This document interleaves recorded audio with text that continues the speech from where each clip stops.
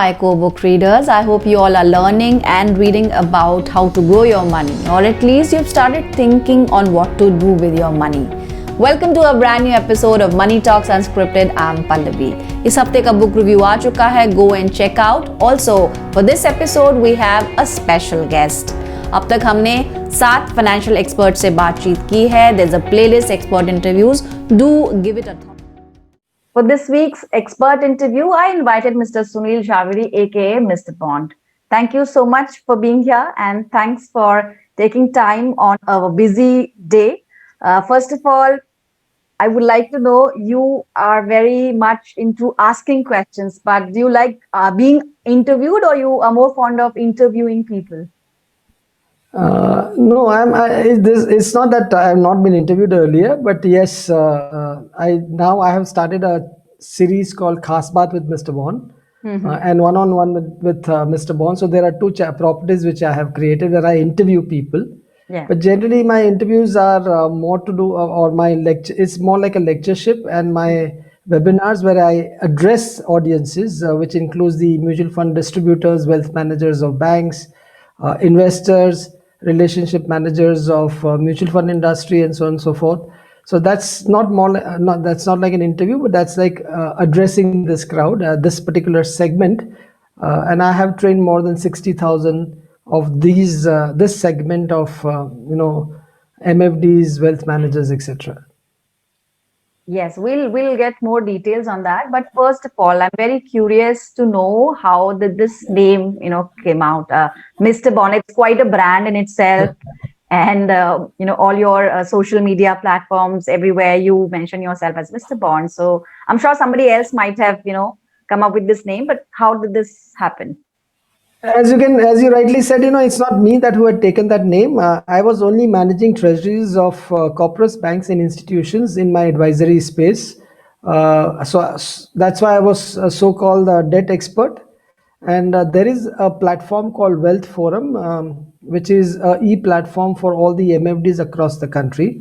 The founder of that platform, Vijay Venkatraman, he gave me a column called Mr. Bond Speaks.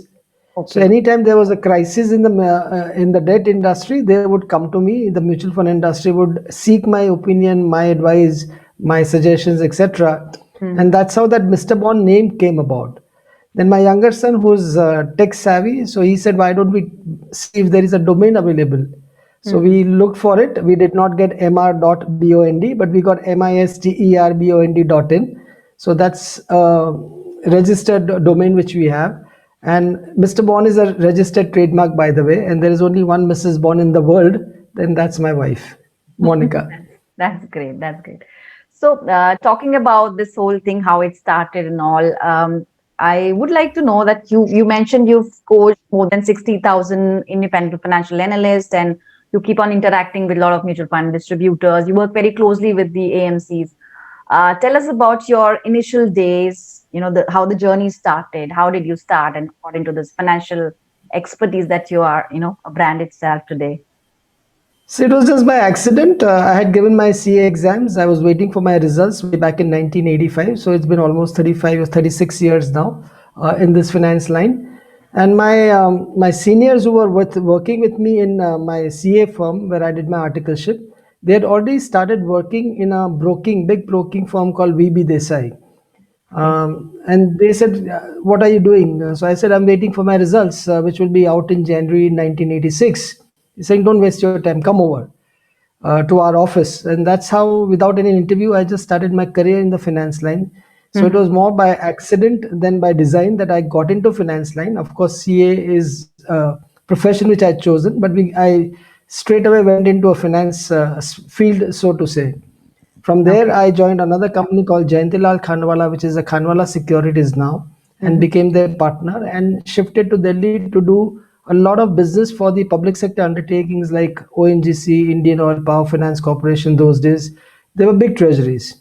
And post Harshad Mehta scam, for no fault of ours, that business became zero because they stopped dealing with intermediaries like us. So that was in 1992. Besides that, we know that you've seen twice in your life. You've seen that high and that low. So tell us little more details about that. The 1992 fiasco that you're talking of. Besides that, something else also happened during 2013. Tell us a little more Sure. about. Yeah. So as I mentioned, we were only managing treasuries of corporate banks in institutional space. Hmm. In 2013 or 2012, SEBI announced that they will come up with what we call direct now. So the expense ratios will be lower if you are investing under the direct mode rather than through the advisory mode. And in September 2012, I had written an article titled Death of an Industry, Prarthana Sabha on January 1, 2013. And sure enough, my Pratna Sabha happened on 1st of January 2013 when 95% of our business went out of the window, again for no fault of ours.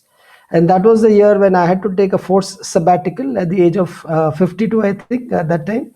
Uh, I didn't want, I mean, I just wanted to reflect as to what I want to do. Do I want to become a insurance agent? Do you want to become a real estate agent and so on and so forth? But I said no, I will stick by what my expertise is in the finance line. After so many, almost 28 years in that field put together, Mhm. I stuck around, and that was the year when I wrote my first book, which is under review as you are, interviewing me on that book for that book rather. Right, right. Talking about the book, and as I mentioned in the review itself, that the title, made me think that there might be a lot of personal stories also in the book. And as we are, discussing, and as I'm interviewing you, you're telling us a lot about, the initial highs and lows. Tell us, I mean, will there be another compilation maybe wherein we can get to know more about the real Mr. Bond, like the personal life of yours?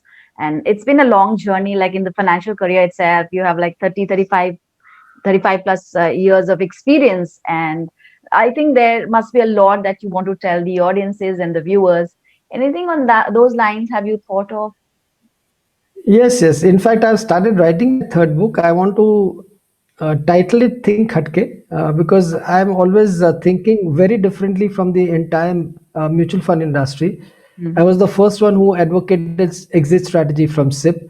I was the first one who said the traditional mantras of buy and hold, SIP karo, bhool jao, do not time the markets are becoming redundant, and why you should be embracing newer mantras. And my own mantras are downside protection and being in the right asset class at right valuation, because I believe that mutual fund industry is creating abhimanyus out of investors who are stuck in equity chakravyuh. They know Not a how to single get in, soul in but they the, don't know where to yeah, and everybody when talks to to get them out. as to, this is the right time, just invest, blindly invest, buy and hold, and so on and so forth. But nobody tells them when to exit, and that's when the big jolt happens to these investors, and that's the reason why they run away from the mutual fund industry, which happened in March 2020. It happened in 2010 to 2012. It happened in 8 9 also. It's very difficult to get people from away from this traditional mindset of fixed deposits, etc.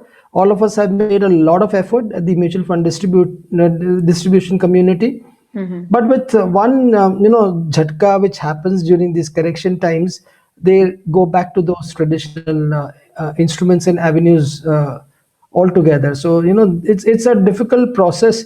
We are not able to give them a very smooth and easy, a pleasant investment journey. Hmm. So that's the reason this particular book came into existence, in terms of the checklist which you should be having. I've spoken about, it's not only arithmetic. It's Hmm. the financial planning or financial independence is not only arithmetic. I believe that if you want to make it more effective, there are lots and lots of things which you need to apply yourself as a MFD who is guiding the investors, and as investors also themselves, in terms of, there is a chapter called Involve Your Spouse. Hmm. How many people talk about involving your spouse as part of financial independence? Hmm. How Right. many people talk about creating a will as a very very basic thing which one should do? How many people have even know that there is something called pre-financial planning? And what is Hmm. pre-financial planning? It is protecting your income stream. If you're not able to protect your income, then how will you have income going forward to do financial journey of financial planning? Rule of 30-30. How many of us know that there are only 30 years of your professional life, what we call golden period, and 30 years of your retirement life, what we call golden years? Nobody, when I ask this question even to the mutual fund distribution community, they don't have any answer. It's like, what Shah Rukh Khan said in that Chak De movie, 70 minute hai aapke 70 paas. minutes. Right. जो 70 minute में put your best foot forward. And according to me, that 30 years of your professional life also is reducing, because a lot of people want to take sabbatical way earlier than that traditional 55 and 60 years of age. So if you don't tell them that you only have limited period in which you have to achieve so many things, they will not take us seriously, because it's instant gratification, which is the youth of today which looks forward to, unfortunately. And one thing more that I would like to add, besides the instant gratification factor, there's another thing which is very important to discuss, which is awareness. If at all you talk to any layman, any common person, for them investments is just equity markets. They may not even be aware of Absolutely. the bigger pool of investments. So, what has been your learning of so many years? एक investor के perspective से अगर हम आपसे पूछें कि जब आप लोगों से इंटरेक्ट करते हैं, when you meet so many of them, पहले लोग जिस तरह से इंटरेक्ट करते थे और जानना चाहते थे about their investments, their goal setting, अभी उसमें कुछ चेंज आपको दिखता है as an expert, like from the other end आप क्या देखते हैं? Yeah. Loads of changes, because earlier during our times there were hardly any avenues available for investments. Mutual fund came into existence only in 1995, and thereafter, till that time, it was only Unit Trust of India, UTI, LIC, and some of these mutual funds. But avenue wise, in terms of investments, there were hardly any avenues as far as investors choices were concerned. Now they are spoilt for choices as we speak, and that is the reason why I like to tell them that keep it simple and uncomplicated. Because if you complicate your financial journey too much, getting into unnecessary the jargons which many of these advisors give, and some of these investments which are so complicated to even understand. If I don't understand how to explain to you, my investors, I don't get into that investment at all. My simple funda in life is, will I invest my money in a scheme or an asset class? Is yes, I will recommend that to my investors. And if the answer is no, I will definitely not go and take it to the investors just for the sake of making money for myself. Okay, so on a personal note, what has been your own journey in terms of like in your professional career? We already discussed about the lows that you've seen, but as a person, what has changed for you? Anything specific? Any experience that you would like to share here on the platform? Sure. I have many firsts to my credit, frankly speaking, which not many people will be even aware of. I was the first one who advocated 3 times or 4 times in a month SIP. Earlier, it was SIP only once in a Monthly. month, monthly SIP only, and that was the time when I started playing around with numbers. I like to play with numbers, do some my back testing, etc. And I realized that the markets were volatile, for more volatile than less. Then why not take advantage of that volatility? If you want to make volatility a friend, then you need to invest regularly through these ups and downs of the markets. Unfortunately, volatility becomes the enemy of the investors, because they invest at the most expensive valuation zones, and then after that, the markets go for a toss, and their experiences are not so good. So that was the first thing which I recommended. HSBC Mutual Fund. I remember Sanjay Prakash was the CEO. He gave us 3 times in a month SIP. Then practically the entire industry adopted that weekly. Then I introduced daily SIP also in a product which I designed for Optimics. There was a mutual fund called Optimics those days. We designed a product on a daily transfer of appreciation from liquid fund to equity fund. So that became a product by itself in the industry. Then when the exit load was charged on even the monthly income plans, etc., I was the one who advocated to the mutual fund industry that you should encourage SWP instead of dividend distribution, because dividend can be only declared out of book realized profits, which even the investors don't realize that or understand that. So wave of exit load up to 10% or 15% per annum, so that at least that discipline of getting regular cash flow happens without charging them that exit load. because it's a cash flow generation for senior citizens or anybody who needs a regular cash flow. Why would you discourage them to do SWP and push them towards, say, dividend distribution? Because MIP is a nomenclature, is a misnomer. In 2008-9, when the markets corrected by 60%, one of the schemes did not declare any dividend on a monthly basis. So 12 dividends, if you are skipping, how does one person who's just going to be dependent on that cash flow on a monthly basis survive? So that's one of the other things which I had advocated. I'm the ones who's been talking about downside protection. I'm the only person who's spoken about exit strategy in the industry. To just give you an example, in July 2017, based on the algorithm which I have created, I said the markets are expensive. Please exit out of equity as an asset class and get into a conservative asset class. According to me, it should be dynamic asset allocation fund. July 2017 to March 2020, markets were in the red zone, by the way. Only Nifty 50 was going up because of the 10 stocks, but mid cap and small caps were bleeding.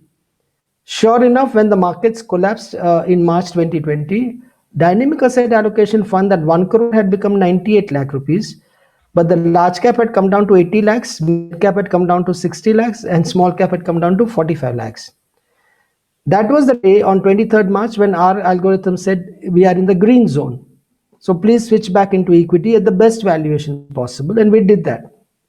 Rest of the industry and rest of the investors were only recouping their losses. So we were at 98 lakhs, you were at 43 lakhs in small cap.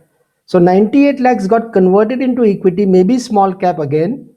And then the journey of that investment in this upside. So we participated in this entire upside. As against that, this euphoria about the markets going to new highs, etc., according to me, not many people have participated. Because in March 2020, either most of them would have exited out of panic. Yes.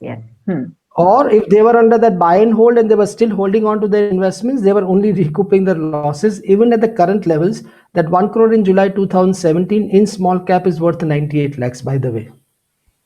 So you surely do love numbers, because for the last few minutes, we're just talking about numbers. So let me come to the broader aspect. Somewhere I read that you've deliberately kept the emotional aspect of money in the book. So otherwise also, I'm yet to read the second book that you've shared with me. But what is your opinion, as in whatever money decisions one takes, how much of it is emotional? I mean, what is your opinion? According to me, investors are emotionally driven. But we as advisors cannot be driven by the emotions. If we are going to be part of the herd mentality of the investors, then we cannot guide the herd. You have to stand outside the herd to guide the herd. It's as simple as that. And the biggest enemy of investor is their own emotions and they themselves. And that's where, the main disconnect happens. So I always say that, the herd mentality can be a prerogative of investors.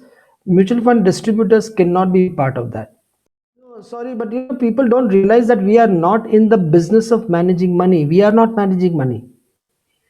As advisors, we are only managing emotions. The money is being managed by the fund managers. Please keep that in mind, because we are not replicating fund managers' role. We are only guiding the investors to stay put, guide them through these ups and downs, and tell them whether you should exit now or you should enter now, etc., etc.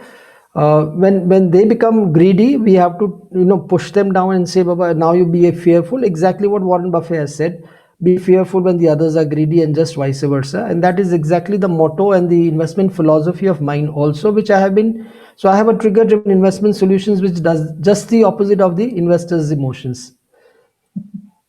So how does that change happen? Like, of course, these are like people on two different stands. One is the investor who always thinks emotionally, and one is the advisor who has to, manage his emotions, as you rightly said. So how will this change come about? Like, when will there be a time where investors are more aware? Of course, a change is happening, as we can see. But as I earlier also asked, how do you see it, as a person on the other side of it? How do you see the change happening? And has there been anything that has touched you or affected you personally? Your profession, how is it affecting your personal life, or has it at all affected it? Not at all. My personal life has not been affected, only for the reason that my wife Monica was also part of my company. MSJ Capital stands for Monica Sunil Javeri. Um, so she has been the pillar of our MSJ Capital, the advisory business piece. Then I have started this company called MSJ Mr. Bond. Then I gave up my advisory license. So I don't do advisory anymore. I concentrate more on the training part of it. So throughout our journey, we have been together. So there is, we have seen the ups and downs together. She was the only one who believed in me in 2013. 1 year, if you are out of work, and so to say, you are one of the better advisors in the country. Naturally, you will have self doubts during that period. Right, But right. if you have positive people like my wife around you, especially, your spouse has to be positive. Your spouse has to believe in you and your abilities. And she was a banker for many years. So she was the one who was driving the business development side. I was driving the advisory piece there. So it has worked very well, and my both the boys fortunately have got into the similar line. My Mhm. elder son is a chartered accountant working with a very well-known NBFC. My younger son is doing his CFA and working with an international bank. Hopefully, they should at some point in time. I hope that they join either of my companies. So I was actually coming to that. You mentioned that both your sons, they are into this field of finance. So, as far as you are concerned, could you tell us a little bit about your family background, as in when you were young, what were the factors that influenced your career decisions? So, we were very, very naive. There were only BCom, BA, and BSc, as you can imagine. We were not spoilt for choices as far as our careers were concerned. The way the youngsters nowadays, they actually say, no, I don't want to do this, I don't want to do that. But we didn't have any choices. In the eighth standard, I remember my mom telling me that you're going to be a CA. I said, okay.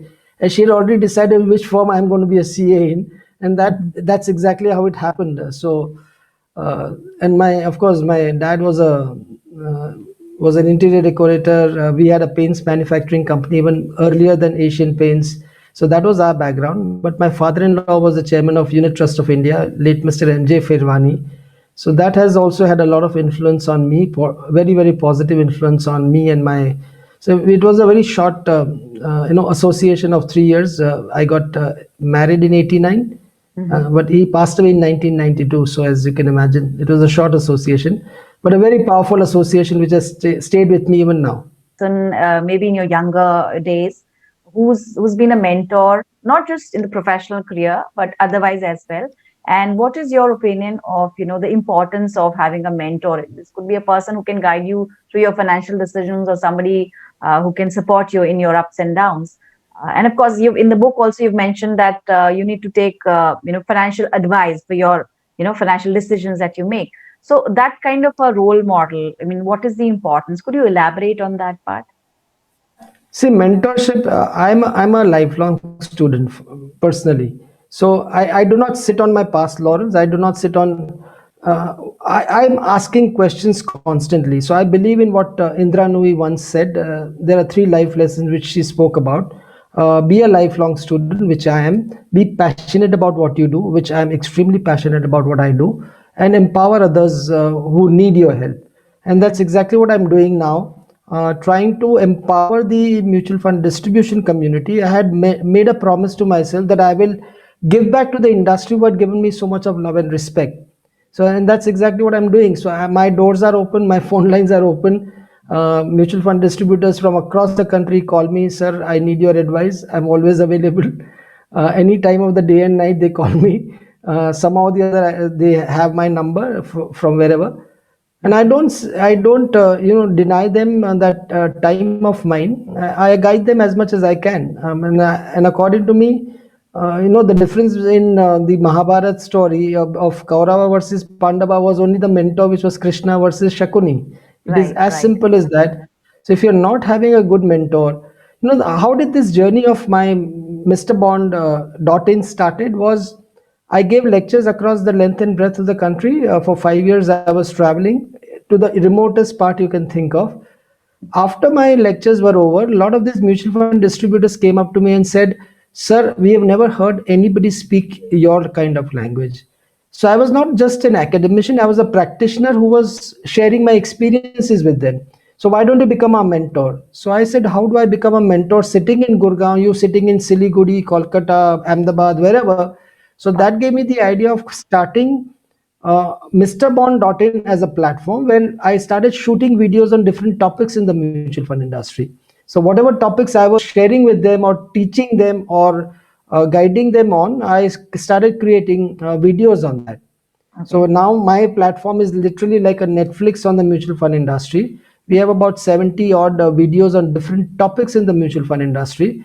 By the way, wealth managers of banks, relationship managers of mutual fund houses, they are all viewing these videos and giving online tests also and getting certified by Mr. Bond. The first video that I came across was about the journey that we've already discussed during the interaction, the Hero to Zero one. So I would like to Oh, know okay. from you. It's actually sounds very aspiring for me or for anybody who watches this interview, that somebody who's gone, seen that kind of low in the professional career, not just once but twice, and yet again you were back and you are here, and you're inspiring so many more people and advising them. So, what is your piece of advice for people who actually they may have a certain passion or they may have a certain goal, so to say, but they are quite bogged down by the difficulties, by the challenges? Anything that you would like to tell them that you can always bounce back in your words. Sure.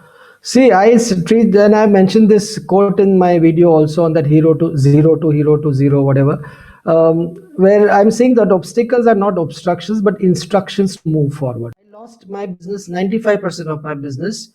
I had a choice of either cribbing and crying the way you guys are doing, and and this is not in my control, so I only believe in controlling the controllables. The rest I do not even go, I don't go there at all. So the noise around it, the multi-cap, when it was going to be redesigned as flexi cap, or the multi-cap was supposed to be 25 which was recently announced, I said, whenever SEBI says I'm going to do a consultative paper, please assume that it is SEBI has already decided. So please prepare yourself accordingly. So instead of cribbing and crying, at least start working around it and thinking about as to how do you manage your business. So I'm a technology retard. Now you can see my videos, how they have evolved, how I conduct my webinars, how I conduct. If you're taking an interview, which is happening on a 4K camera for me, as far as my studio is concerned, and so on and so forth. If I would not have done that, I would have been just cribbing and crying and blaming SEBI, blaming AMC who did not support me that time, and blah blah blah. I would not come. I would have not have come out of this mess. So I don't look at glass half full or glass half empty. I look at glass as refillable. It's up to you as to what you want to refill in that, and then take that journey forward. That's what reflects in all your videos and all webinars that you do. But before we let you go, I would like to know, besides numbers, what is the something else, something else that really kind of attracts your attention? Anything that you would like to share, you if you have interests in other fields, like maybe films or music or anything? I just interviewed Komal Nata in my Khas Baat. Komal Nata is a film information owner, and he's a trade analyst who's, Salman Khan and Shah Rukh Khan are also scared of him because he breaks a movie based on his reviews, etc. Shamak Davo was with me in college for 5 years. So was Sunil Shetty with me in school for 2 years. So I know a lot of this Bollywood industry. But having said that, I only believe that, you said I'm very assertive. My only thought to the audience is, if you have conviction, then you'll have consistency. If you're not convinced about what you're going to say to your audience, you will not have consistency in your advice. So because if you're going to be talking about through the WhatsApp forward or social media, Twitter se utha ke aap baat karne wale ho, and if somebody will counter argue because you're not convinced about it, naturally you will also take a back foot. But if you are convinced about it, you will have consistency in your advice. Great. Then it was quite enlightening and interesting to have you here on Money Talks Unscripted. Thank you. Thanks a lot for being here. Thank you. Thank you so much, Pallavi. That was Sunil Jhaveri, aka Mr. Bond, for you. I'll be back with some more book reviews and expert interviews, completely unscripted and unfiltered. For more video content on money and motivation, do subscribe to Money Talks Unscripted. Till then, keep the talks on. Take care. Bye bye.